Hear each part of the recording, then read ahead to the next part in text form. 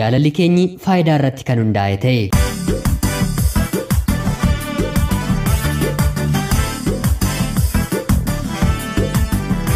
Ani maqaan koo Tolosaa Yessiin jedhama. Kanan dhaladhee guddadhee Wallagga Bahaa magaalaa Naqqamtee keessatti yeroo ta'u, barnoota koof kutaa 1 hanga 8 mana barumsaa Callaqiitti ergan baradhee booddee barnoota kiyya kutaa 9ffaa immoo mana barumsaa Biiftuu Naqqamtee sadarkaa 2ffaatti baradhe.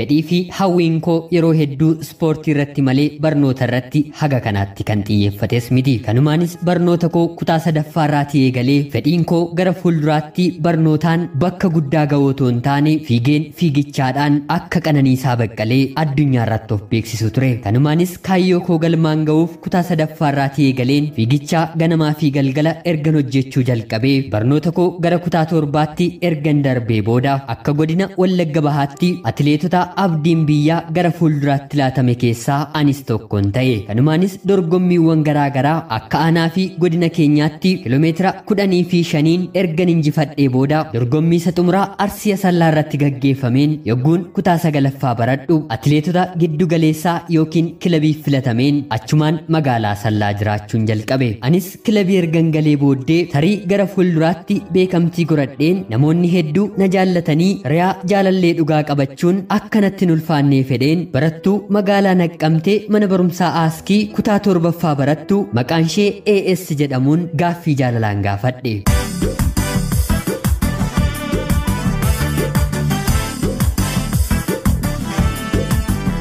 Mucayyoon kun yeroo sanatti maatiin isheellee qabeenya waan qabaniif ijoollee naannoo keenyatti qananiitiin guddatte keessaa bareedduu fi hanga guddattuutti namni hedduunis kan ishee eeggachaa turedha. Anis gaaffii jaalala argan dhiyeessee fi booda maddii ishee namni baay'een ishee gaafatus borii koo eessa akkan ga'u tilmaamtee turtii ji'a 3tiif erga na rakkistee booddee anaaf qofa tole jette. Shaakallii koos kilabii keessatti jabaadheetti fufuus miindaan achi keessatti nuuf kaffalamu hanga kanaatti kan nurraa hafe waan hin taane fedhii jaalalleen koo na gaafattu guutuuf baay'ee na rakkisa. Anis akkuma ta'u ta'een qarshii saamunaa bitadhu jedhamee naaf laatame keessaa hir'iseen hangan danda'u nan ergaafi. Haa ta'uti isheen qarshii rakkattee otoo hin taane maatiin ishee sooressa waan ta'aniif qarshii 100 ani miindaa koorraa kutee erguu fi isheef akka qarshii 10ti. Anaaf garuu wanta hedduu naaf danda'a ture. Haa ta'uti otuma haala kanaan jirru waggaa 2 Asallaa keessatti ergan shaakalee booda sa'aatiin fiigichaa koo atileetota waliin shaakalluu waliin yogguu fooyya'aa dhufu dorgommiiwwan biyya alaa garaagaraa irrattis hirmaachuun eegale.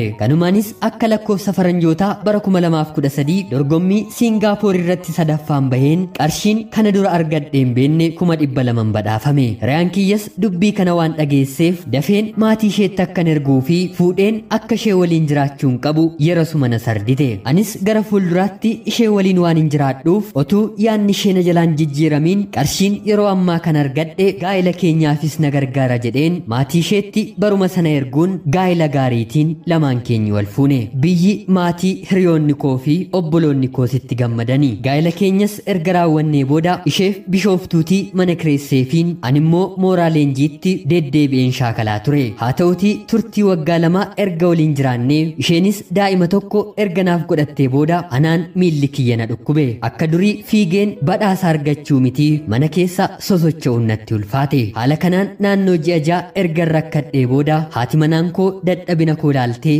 natti jijjiiramu jalqabde. Yeroo tokko bakkan jiruutii ka'uun waan natti ulfaatuuf naqabii bakka kana nageessi yeroon jedhu foqoqxee lafa kanarra deemuu dandeessanaan jetti.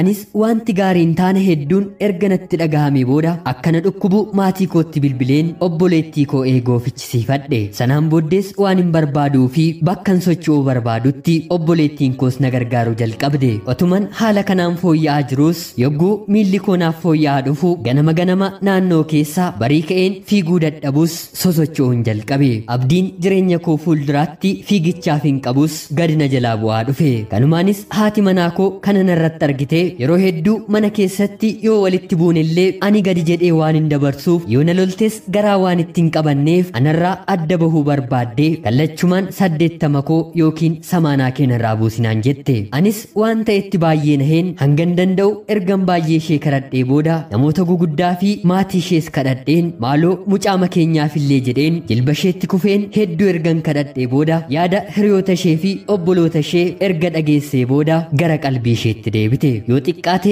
hanga torban sadiittis anaan dhiifama na gaafachuun jaalala ishee duraas naaf laachuu yaalte. Haa ta'utii wanti gochaa jirtu hundinuu garaa ishee keessaatii akka hin taane miirri ishee hundi ni dubbata. Anis tarii mucayyoon kun otoo na waliin jirtu nama biraa jalqabdeetti moo jedheen yeroo isheen qaama ishee qulqulleeffachuuf shaaworii keessa galtu bilbila ishee dagattee banaa gootee waan seenteef anis wantoota keessa jiran yeroo laalu miiskoolii 59 ishee irratti bilbilamin arge. Anis homaatoo isheetti hin dubbatiin lakkoofsa sana bilbila koo irratti galmeeffadheen barbaaduun eegale. Isheen yeroo sanatti qaama ishee dhiqattee barnoota galgala hordoftu barachuu waan deemtuuf obboleettii koo bakka isheen deemtu dhokadhuu duubarra deemii hordofin jedhe. Obboleettiin koos faana isheerra duubarra yeroo baatu yeroo sanatti mana ani kireeffadhee jirurraa daandiin konkolaataa meetira 100 waan fagaatuuf isheenis battaluma daandiitti dhiyaatteen konkolaataan daandii cinaa dhaabbatu fuudheeni akka sokke obboleettiin koo natti himte. Anis mana kiyyaaf nagaan bu'eera jedheen kanan qalbii koo tasgabbeessee jiraachaa jiru yeroo isheen mana barumsaatii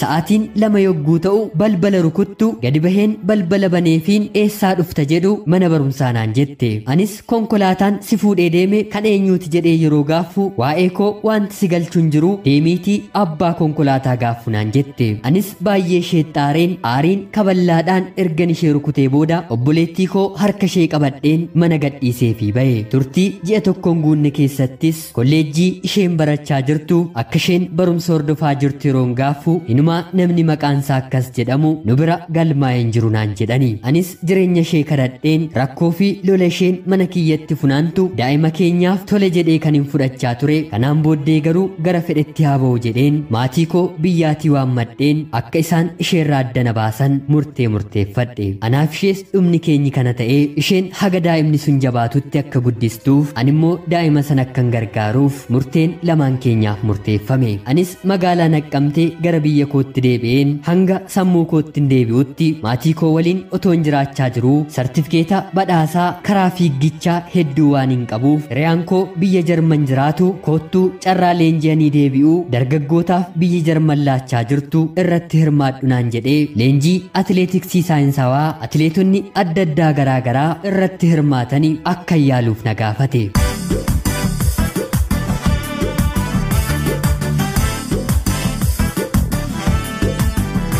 Anis tole jedheen erga yaalee booda baatii ji'a 2 guunne keessatti imbaasii Jarman deemeen interviyuu ergan godhee booda ana dabalatee atileetonni 5 biyya keenya bakka bu'uun gara Jarmaniitti malle. Haa ta'utii yeroo sanatti ani atileetiksiirra waan hin jirreef kaayyoon koo deemeen achumatti baduu waan ta'eef akkuman xiyyaararraa bu'ee bakka boqonnaa seenetti hiriyaan koo dafee haala akkanaaf mijeessuuf ergan isatti madhee booda anis kaayyoon achi deemee fi jalaa badeen biyya Jarman jiraachuun eegale.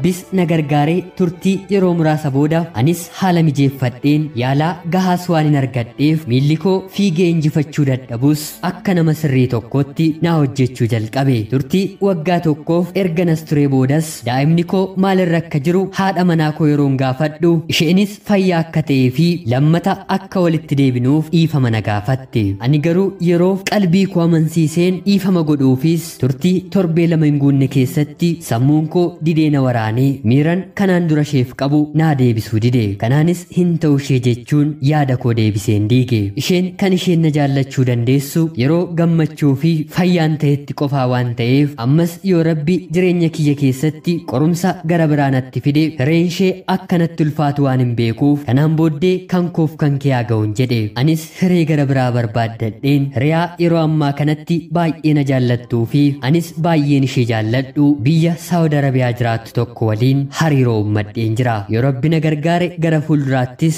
ishee waliin bultii akkan ijaarradhuu fi jireenya koo haftee akkan jiraadhu abdii guddaan qaba. Yoo laaltan namoonni hedduun beekamtii garaagaraa qaban jireenya gaariin jiraatanii. Sababni isaa namoonni isaan jaallatanii gara isaaniitti siqan jaalala isa dhugaa isaaniif qabaatanii otoo hin taane jaalalli isaanii beekamtii fi borii isaanii irratti kan hundaa'e waan ta'eef yogguu beekamtiin isaanii gadi bu'u jaalalli isaaniis walumaan gadi bu'a. Ani jireenya koo gabaabaa keessatti kana ofirratti arge. Ana obboleessa keessan Tolasaa S Dortmund Jarman irraa nagaa galatooma.